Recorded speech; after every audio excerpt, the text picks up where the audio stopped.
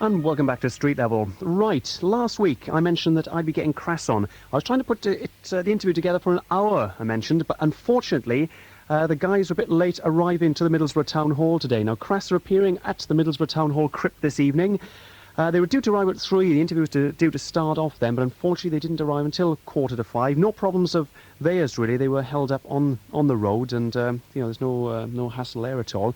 Anyway, I spoke to Andy Palmer of Crass. Now, Crass are possibly one of the most controversial bands in Britain. They get a bit of a hammering in the press when they appear in the press.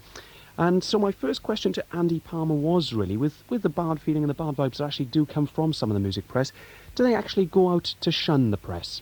Oh, we don't deliberately shun publicity, but our policy in the past has been to try and develop some sort of relationship with a potential interviewer before we commit ourselves to doing an actual interview. So if somebody rings up and says, do you want to do an interview with us off the music press, we'll say to them, well, it seems a bit abstract for us to be talking to you and not even knowing where you're coming from. So why don't you come out and see us for an afternoon, and then we can sort of find out more about each other, and then we'll do the interview after that. Well, in the past, it's happened repeatedly that the person has come out to do that sort of run through with us, and the result has been that there's been some sort of derogatory thing printed in the press before the time that the interview was meant to come out. So the trust that we might have developed with that person has instantly been thrown out of the window, and that's happened so many times now that we just don't feel that we could do anything honest with the press, because the press is such a dishonest medium. I mean, it's financed by commercial concerns that we have nothing to do with, and we never want to have anything to do with, because it's corrupt. I mean, the music business is corrupt, the money in it is corrupt, and the music press is an organ of the music business. So there's not very much that they can do for us. Obviously, we put our gigs in to advertise them, because that's a good way of doing that, but I think that's all they're good for, really. But having said that, whether you like it or not, you are, I suppose, part of the music business. Well, we are part of the music business, but I feel that everything that we do within that business is honest. And we say honestly what we feel, what we mean, what we say on our records. We put our records out for prices that we consider are an honest representation of how much it's cost us to do it. We charge an honest price at gigs of how much it costs us to do it again. We feel that we give as much as we can give, possibly. I mean, it's a good medium. It's a good medium. We've chosen that medium because it's effective. But in doing that, you don't have to be corrupt. I mean, what we're trying to prove is that you can do it in an honest way. You can be effective without ripping people off.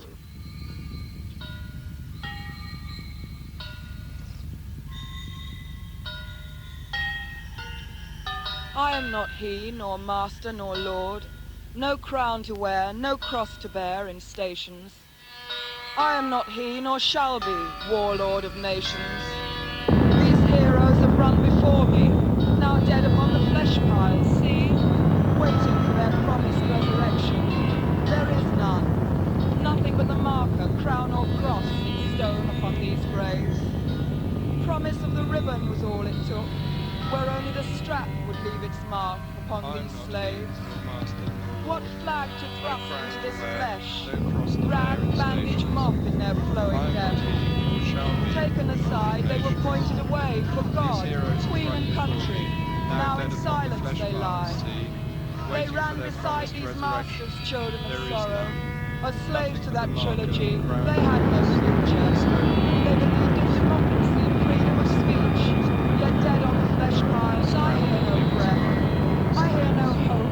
No whisper of faith from those who have died for some other's privilege. Out from your palaces, princes and queens. Out from your churches, you clergy of Christ. I'll neither live nor die for your dreams. I'll make no subscription to your paradise. I'll make no subscription to your paradise. I'll make no subscription to your paradise. I'll make no subscription to your paradise. I'll make no subscription to your paradise. I'll make no subscription to your paradise. I'll make no subscription to your paradise. I'll make no subscription to your paradise.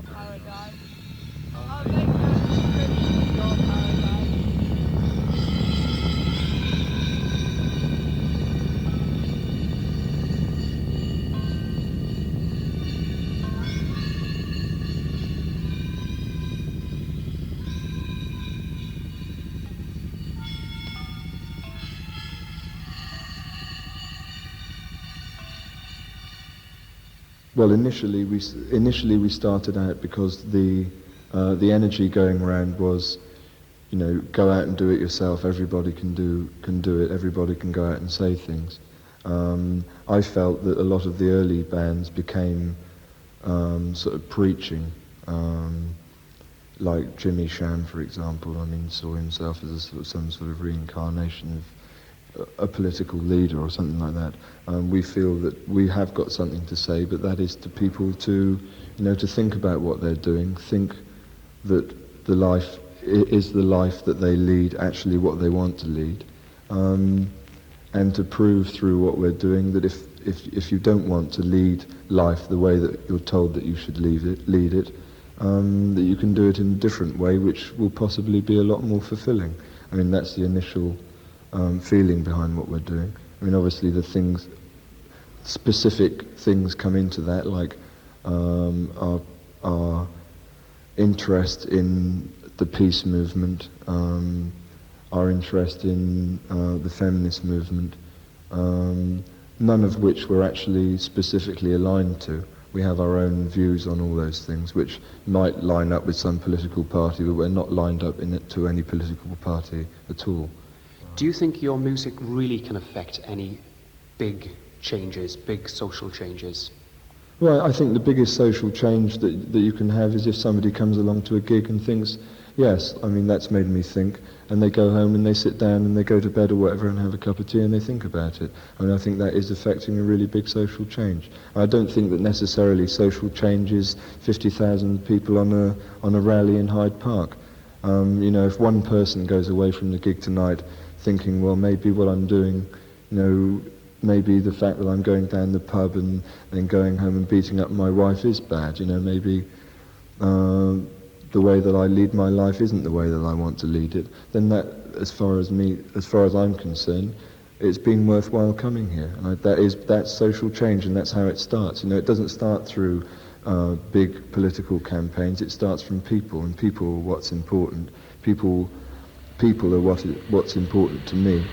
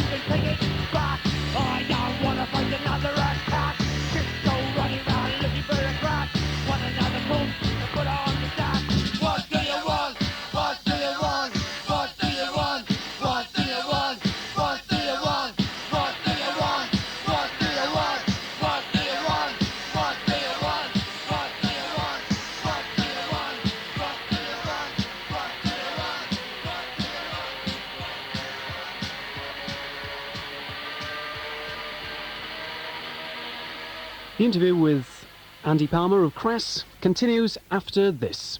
Hi, Jack. Welcome back to Streetlevel. Now, the appearance of Crass for some people is regarded as being very austere indeed. The band and its followers usually prefer to dress in black. Now, some people in the press particularly have described this as being, well, almost bordering on the fascist. And speaking to Andy Palmer today, I put this to him that, didn't this rather sort of contradict, that the appearance contradicts some of the earlier political statements, particularly when they're saying they've been associated with the peace movement, the feminist movement. And my next question to Andy was, well, do they actually deliberately go out to create this austere image? I don't think that you can say what we're saying anymore. It's too urgent what we're saying to be able to say it with an acoustic guitar and a joint in your mouth on the stage. And you can't, it's the flower power's out the window now.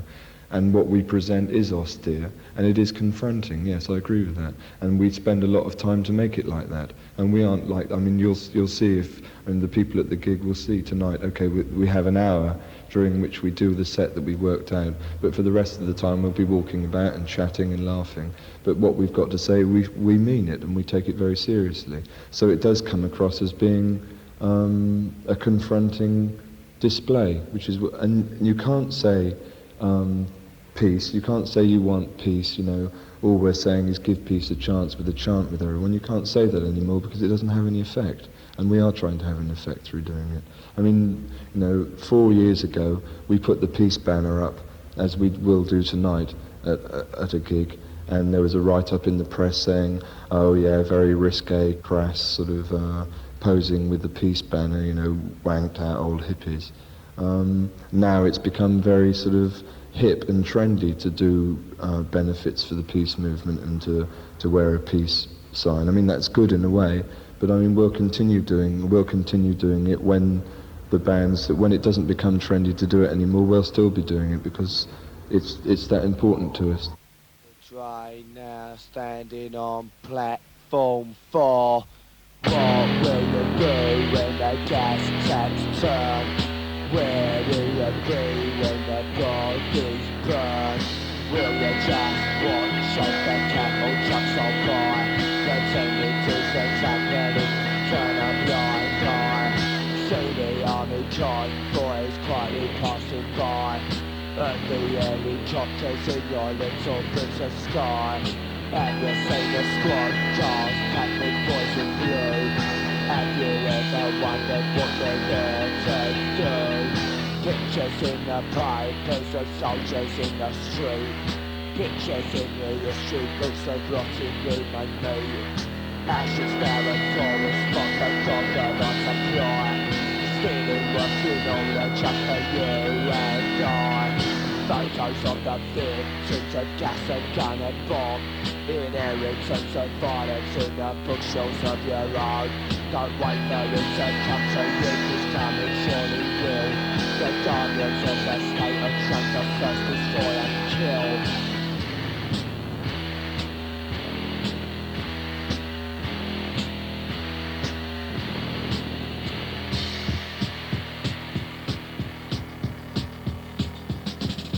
People singing that this rubber fingers on the trigger. Rolls since they made it by a finger. Release to the flag, the silent of the prison door. Release to the anarchy, roll a bomb in fall. God created country, no son's gonna try. Just make sure, if you can't now for it, rubber camera on the airwaves, the white to live. Not good, mate, the alternative. I never faced an army of sound squatting point. Torture him and drug, but I'm an employee. Kill the only love across the flat zone. It was standing against their power. Stand by the front, ready in the fiber, batting ready on skills. The standards of violence, then the heart of truth. Dying line or by the trust. Then I can't even have a last laugh.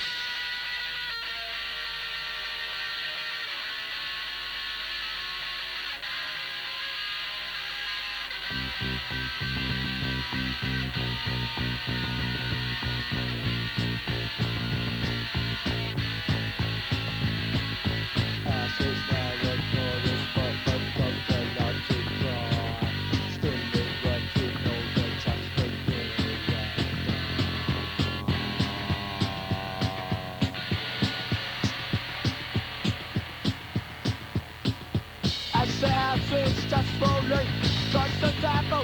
Life in change, don't think about doing, cause they already do.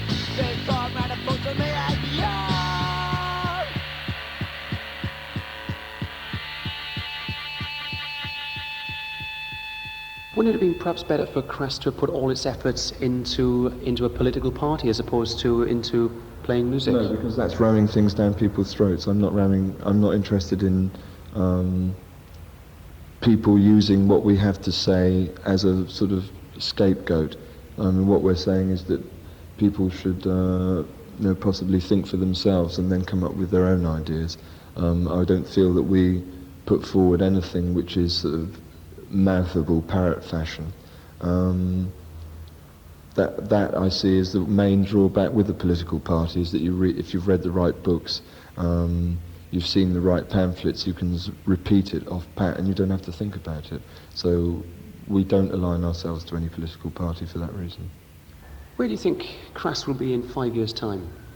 Oh, God knows. I don't know where I'm going to be tomorrow, let alone in 5 years' time. The whole way that we do it has been that none of what we do has ever been planned out. I mean, we started out doing it just as... we never really thought that anyone would take us seriously. We had something to say. We knew that the Sex Pistols and the Clash could say those things. So we thought, well, we'll go out and have a go ourselves. We did it for 18 months, and nobody really took any notice of us. We were really frightened of getting up on the stage and saying the sorts of things that we were saying because they hadn't been said before. And it just developed from there. People started coming to see us. We started taking ourselves a bit more seriously so that we could present a more coherent message or image or whatever. The Sex Pistols have gone. Some say the Clash have now sold out or signed up to CBS. Mm-hmm. Do you see yourselves as a bit of a, I don't know, a dinosaur in the 80s? I think we possibly are, because there's nothing yes, the Clash have sold out and the Sex Pistols have gone. There's nothing that system, that way of operation can offer us. So that won't happen to us because there's nothing that can offer us. I mean, people are always coming up to us and saying, don't sell out, or I know you're going to sell out, or whatever, as if asking for reaffirmation from us that we aren't going to do it. Well, there's no reason for us to do it because we are able to say what we want to say in what I consider to be an extremely effective way. So what has CBS or AMI got to offer us? Fuck all. How long do you see Crass going on for?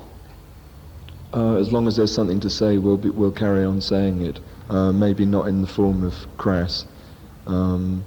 If tomorrow somebody decides that they don't want to be in the band anymore, then Crass won't exist. But all the individuals in the band will carry on doing things in the same vein, but maybe in a different way. Maybe we put out newspapers, we do films and videos.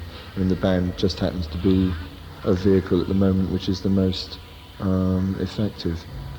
We've always done things like this, and we always will do things like this.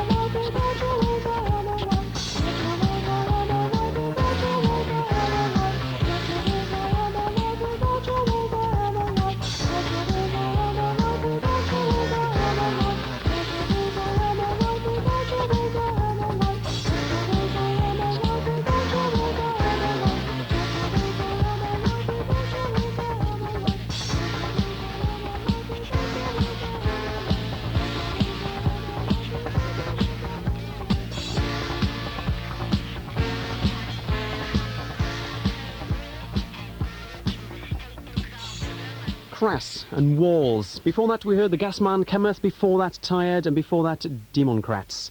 And many thanks to Andy Palmer from Crass for giving me that interview. We really pushed this afternoon. As I say, I was trying to get into an hour's feature tonight, but a half hour, I'm sure he'll be happy with that. Andy would like to say that, well, he'd like to have made it longer, but there was lots of problems getting the band up here this afternoon. Remember, they're appearing at the Middlesbrough Town Hall Crypt this evening, and they're over at the Ferry Hill Station 101 Club tomorrow night, and there's a bus leaving from Darlington at 7 o'clock outside the Boot and Shoe. Time on Tees is 4 minutes away from 8 o'clock.